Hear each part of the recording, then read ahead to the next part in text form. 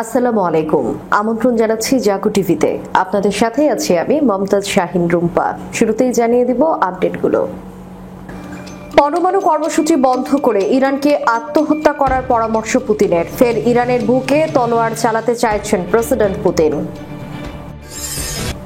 মোদির কূটকৌশলের অনুকরণে বন্ধু নেতানিয়াহু ক্ষমতা হারানো এড়াতে যুদ্ধ করেন ইরানের বিরুদ্ধে। ফিলিস্তিনকে অবিলম্বে স্বীকৃতি দিতে ব্রিটিশ সরকারকে 60 জন এমপির চিঠি। বিপদে নেতানিয়াহু, সেনা সংকটের মুখে হাজার হাজার সৈন্যের চাকরির মেয়াদ বাড়ালো ইসরায়েল। সিরিয়ার বিস্তীর্ণ কৃষি জমিতে আগুন ধরিয়ে দিল ইসরায়েলি বাহিনী। নেতানিয়াহুকে অবশ্যই বিদায় নিতে হবে, সাবেক ইসরায়েলি প্রধানমন্ত্রীর মন্তব্য। চীনকে ভয় পায় না তাইওয়ান, বার্ষিক মহড়ায় দেখাচ্ছে সামরিক সক্ষমতা। যুক্তরাষ্ট্রের তৈরি হিমার্স মোতায়েন করেছে তাইওয়ান। শুনছিলেন শিরোনাম, এবারে বিস্তারিত। ফের ইরানের বুকে তলোয়ার চালাতে চাইছেন প্রেসিডেন্ট পুতিন। ইরানকে শূন্য সমৃদ্ধকরণ পরমাণু চুক্তির পরামর্শ পুতিন, যা খামেনির দেশের জন্য হবে আত্মহত্যার শামিল। প্রতিবেদনে বলা হয়েছে, যুক্তরাষ্ট্রের সঙ্গে সম্ভাব্য নতুন পারমাণবিক আলোচনার আগে ইরানকে শূন্য ইউরেনিয়াম সমৃদ্ধকরণ চুক্তিতে রাজি হতে বলেছেন রাশিয়ার প্রেসিডেন্ট ভ্লাদিমির পুতিন। এমনটাই জানিয়েছে মার্কিন সংবাদ মাধ্যম এক্সিওস। তবে ইরানের পররাষ্ট্র মন্ত্রণালয় স্পষ্ট জানিয়ে দিয়েছে, ইউরেনিয়াম সমৃদ্ধকরণ প্রশ্নে কোনো ছাড় দেবে না তেহরান। এক্সিওস শনিবার এক প্রতিবেদনে জানিয়েছে, ইরান ইউরেনিয়াম সমৃদ্ধ করতে পারবে এমন কোনো পারমাণবিক চুক্তির ধারণাকে সমর্থন করেন না রুশ প্রেসিডেন্ট ভ্লাদিমির পুতিন। তিনি মার্কিন প্রেসিডেন্ট ডোনাল্ড ট্রাম্প এবং ইরানি কর্মকর্তাদের এই কথা জানিয়েছেন বলে সূত্রের বরাতে জানিয়েছে এক্সিওস। এক ইউরোপীয় কর্মকর্তা বলেছেন, পুতিন এই প্রস্তাবটি ইরানিদের উৎসাহ দিয়ে উপস্থাপন করেছিলেন, কিন্তু ইরানিরা তা স্পষ্টভাবে প্রত্যাখ্যান করেছে। রুশ পররাষ্ট্র নীতিতে ইরানের পারমাণবিক কর্মসূচিতে প্রকাশ্যে সমর্থন থাকলেও ইসরায়েল ইরানের সাম্প্রতিক 12 দিনের যুদ্ধের পর মস্কো কঠোর অবস্থানে চলে গেছে বলে দাবি করেছে এক্সিওস। এরপর শনিবার তেহরানে বিদেশি কূটনীতিকদের সঙ্গে বৈঠকে ইরানের পররাষ্ট্রমন্ত্রী আব্বাস আরাগচি বলেছেন, আমরা সবসময় পারমাণবিক ইস্যুতে আলোচনার জন্য প্রস্তুত, তবে কোনো চুক্তি সমৃদ্ধকরণ বাদ দিয়ে হবে না। তিনি আরো বলেন, যুক্তরাষ্ট্র বা অন্য কোনো পক্ষ যাতে আলোচনাকে যুদ্ধের অজুহাত বানাতে না পারে তা নিশ্চিত করেই আমরা আলোচনা করব। রাশিয়ার পক্ষ থেকে নাকি প্রস্তাব এসেছে যে চুক্তি হলে তারা ইরানের উচ্চ মাত্রায় সমৃদ্ধ ইউরেনিয়াম সরিয়ে নিতে রাজি এবং পরিবর্তে পারমাণবিক বিদ্যুৎ কেন্দ্রের জন্য 3.67% ইউরেনিয়াম এবং গবেষণার জন্য সীমিত 20% ইউরেনিয়াম সরবরাহ করবে। তবে তেহরান সেই প্রস্তাবেও ইতিবাচক সাড়া দেয়নি। মোদির কূটকৌশলের অনুকরণে বন্ধু নেতানিয়াহু ক্ষমতা হারানো এড়াতে যুদ্ধ করেন ইরানের বিরুদ্ধে। নিউ ইয়র্ক টাইমসের একটি প্রতিবেদনে প্রকাশ করা হয়েছে, ইসরায়েলি প্রধানমন্ত্রী বেনিয়ামিন নেতানিয়াহু তার ভেঙে পড়া জোটকে বাঁচাতেই ইরানের উপর সামরিক আক্রমণ চালিয়েছিলেন। রাজনৈতিকভাবে টিকে থাকতে যুদ্ধকে হাতিয়ার হিসেবে ব্যবহার করেছেন তিনি। ইসরায়েলি প্রধানমন্ত্রী নেতানিয়াহু ইয়েশিভা শিক্ষার্থীদের বাধ্যতামূলক নিয়োগ থেকে অব্যাহতি দেওয়ার আইন পাশ করতে ব্যর্থ হন, যে কারণে নেসেট ভেঙে দেওয়ার হুমকিতে পড়েন তিনি। আর ক্ষমতা হারানোর এই হুমকি থেকে বাঁচতে নেতানিয়াহু হামলার 3 দিন আগে ইরানে আক্রমণের ইসরায়েলি পরিকল্পনা সম্পর্কে জ্যেষ্ঠ আইন প্রণেতা মোসে গাফনিকে অবহিত করেন। নেতানিয়াহু তার সরকারের পতন ঠেকাতে ইসলামী প্রজাতন্ত্র ইরানের উপর অপ্রীতিকর আক্রমণ চালিয়েছিলেন। এই বিষয়টি প্রকাশ হওয়ার পর ইসরায়েলি সরকার যে যুদ্ধের বিপজ্জনক রাজনীতিকরণ করেছে তা উঠে এসেছে।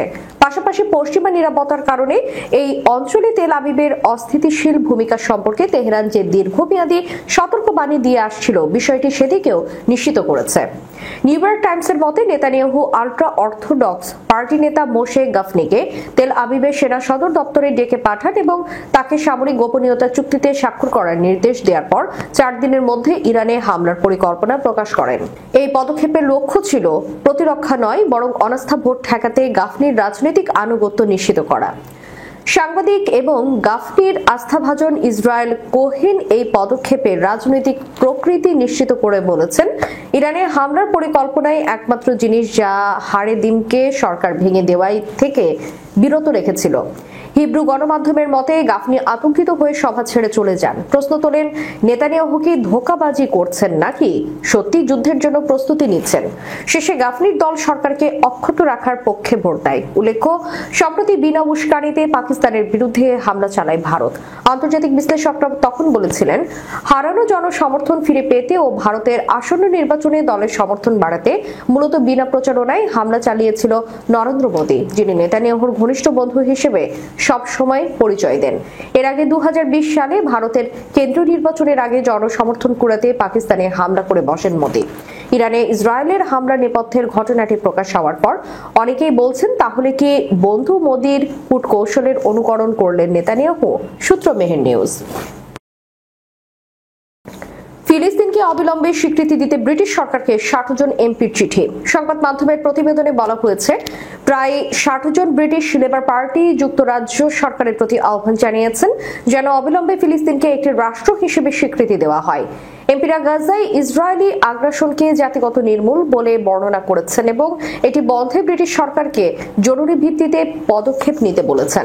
শনিবার 12 জুলাই এক প্রতিবেদনে দ্য গার্ডিয়ান এই খবর জানায়। Labour friends of Palestine and the middle east আয়োজিত এই চিঠিতে মধ্যপন্থী এবং বামপন্থী উভয় ব্লকের 59 জন এমপি সই করেছেন।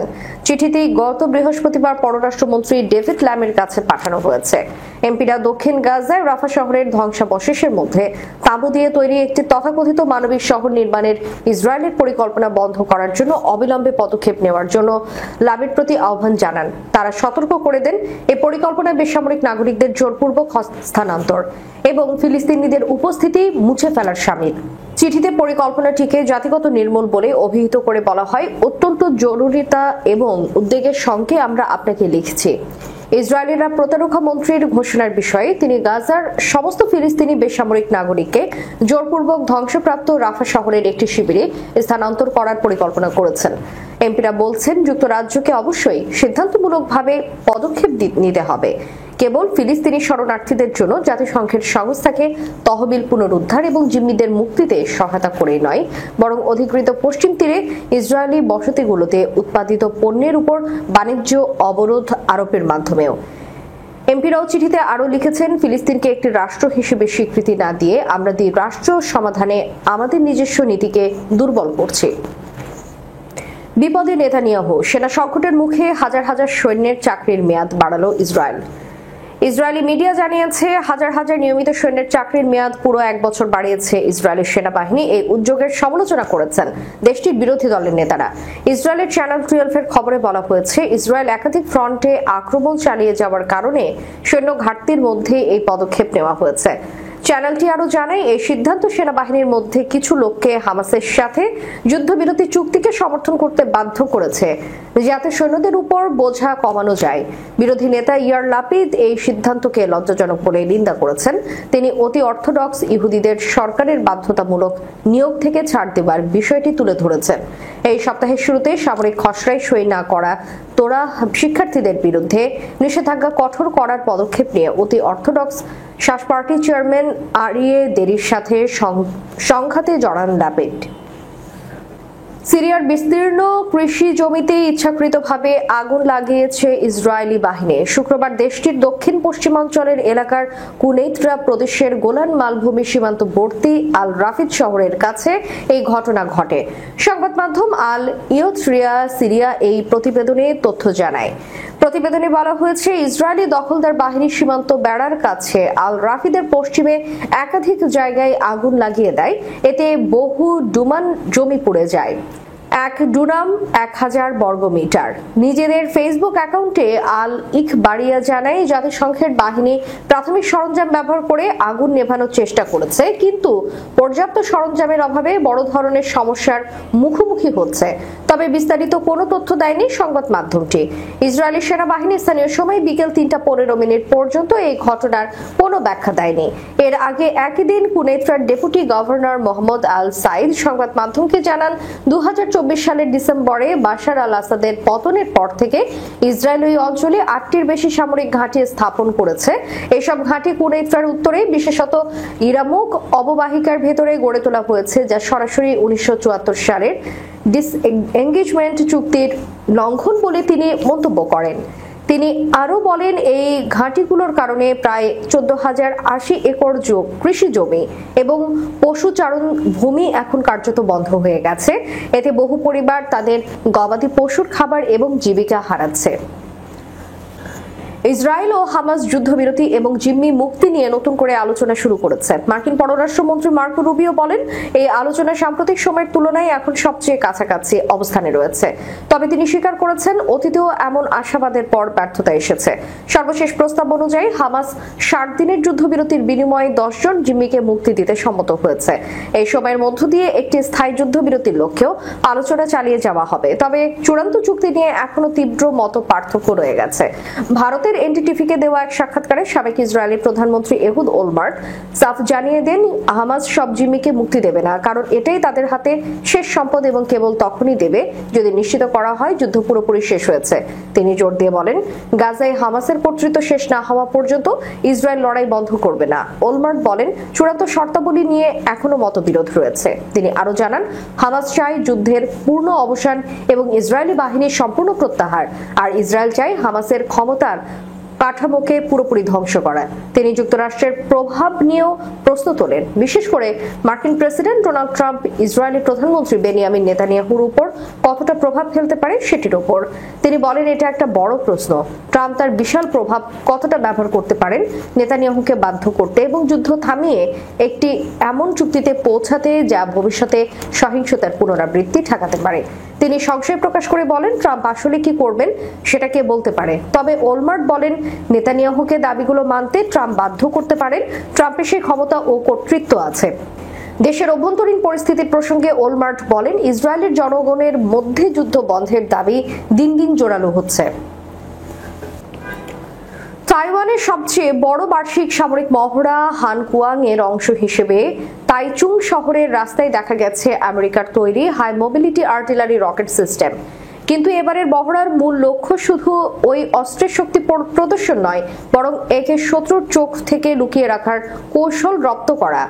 তাইওয়ানের সামরিক বাহিনীর মুখপাত্র কর্নেল চেন লিয়ান জিয়া রয়টার্সকে জানিয়েছেন, এই মহড়ার প্রধান উদ্দেশ্য হলো শত্রুপক্ষের আকাশ পথে চালানো নজরদারি, স্যাটেলাইট, এমনকি দেশের অভ্যন্তরে থাকা গুপ্তচরদের চোখ এড়িয়ে হাইমার্স গুলোকে কিভাবে গোপন রাখা যায় তা অনুশীলন করা। তার মতে, এই অস্ত্রগুলোর কার্যকারিতা তখনই সবচেয়ে বেশি হবে যখন এগুলোকে সম্পূর্ণ লুকিয়ে রেখে সঠিক সময়ে অপ্রত্যাশিত স্থান থেকে নির্ভুলভাবে হামলা চালানো যাবে। এই হাইড অ্যান্ড সিক বা লুকোচুরির কৌশল তাইওয়ানের মতো একটি ছোট দ্বীপ রাষ্ট্রের জন্য অত্যন্ত গুরুত্বপূর্ণ, কারণ চীনের মতো বিশাল সামরিক শক্তির বিরুদ্ধে সরাসরি যুদ্ধ করার পরিবর্তে আকস্মিক ও গোপন হামলা চালিয়ে শত্রুকে বিভ্রান্ত ও পর্যদস্ত করাই হবে তাদের অন্যতম প্রধান রণকৌশল। তাই মহড়াটি এখন এক স্নায়ুক্ষয়ী বুদ্ধির লড়াইয়ে পরিণত হয়েছে। তাইওয়ানের এই ব্যাপক ও কৌশলগত মহড়াকে বরাবরই তাচ্ছিল্যের চোখে দেখে আসছে চীন। এই সপ্তাহে চীনের প্রতিরক্ষা মন্ত্রণালয় হানকুয়াং মহড়াকে ধোঁকাবাজি এবং আত্মপ্রবঞ্চনামূলক কৌশল ছাড়া আর কিছুই নাই বলে অভিহিত করেছে। চীনের পররাষ্ট্র মন্ত্রণালয় সাফ জানিয়ে দিয়েছে যে আমেরিকা এবং তাইওয়ানের মধ্যে যে কোনো ধরনের সামরিক সহযোগিতায় তারা তীব্র বিরোধী। চীন গণতান্ত্রিকভাবে শাসিত তাইওয়ানকে নিজেদের একটি প্রদেশ হিসেবে দেখে এবং প্রয়োজনে বল প্রয়োগ করে মূল ভূখণ্ডের সাথে যুক্ত করার হুমকি দিয়ে আসছে। কিন্তু চীনের এই ধরনের মনস্তাত্ত্বিক চাপকে উপেক্ষা করে তাইওয়ান নিজেদের প্রস্তুতিকে কোনো কমতি রাখছে না। হাইমার্সের মতো নিখুঁত ও দূরপাল্লার অস্ত্রকে নিজেদের সামরিক বাহিনীতে অন্তর্ভুক্ত করা এবং সেটিকে গোপন রাখার মতো জটিল কৌশল অনুশীলন করা প্রমাণ করে তারা চীনের হুমকিকে অত্যন্ত গুরুত্বের সঙ্গেই দেখছে। একদিকে চীনের মৌখিক তাচ্ছিল্য, অন্যদিকে তাইওয়ানের নীরবে নিজেদেরকে আরো শক্তিশালী করে তোলার এই প্রতিযোগিতা তাইওয়ান প্রণালীতে এক চাপা উত্তেজনা তৈরি করেছে, যার উপর নজর রাখছে পুরো বিশ্ব। শেষ করার পূর্বে সংবাদ শিরোনামগুলো জানিয়ে দিব আরো একবার। পরমাণু কর্মসূচি বন্ধ করে ইরানকে আত্মহত্যা করার পরামর্শ পুতিনের। ফের ইরানের বুকে তলোয়ার চালাতে চাইছেন প্রেসিডেন্ট পুতিন। মোদির কূটকৌশলের অনুকরণে বন্ধু নেতানিয়াহু ক্ষমতা হারানো এড়াতে যুদ্ধ করেন ইরানের বিরুদ্ধে। ফিলিস্তিনকে অবিলম্বে স্বীকৃতি দিতে ব্রিটিশ সরকারকে 60 জন এমপির চিঠি। বিপদে নেতানিয়াহু, সেনা সংকটের মুখে হাজার হাজার সৈন্যের চাকরির মেয়াদ বাড়ালো ইসরায়েল। সিরিয়ার বিস্তীর্ণ কৃষি জমিতে আগুন ধরিয়ে দিল ইসরায়েলি বাহিনী। নেতানিয়াহুকে অবশ্যই বিদায় নিতে হবে, সাবেক ইসরায়েলি প্রধানমন্ত্রীর মন্তব্য। চীনকে ভয় পায় না তাইওয়ান, বার্ষিক মহড়ায় দেখাচ্ছে সামরিক সক্ষমতা। যুক্তরাষ্ট্রের তৈরি হিমার্স মোতায়েন করেছে তাইওয়ান। এতক্ষণ আমাদের সাথে থাকার জন্য ধন্যবাদ। আল্লাহ হাফেজ।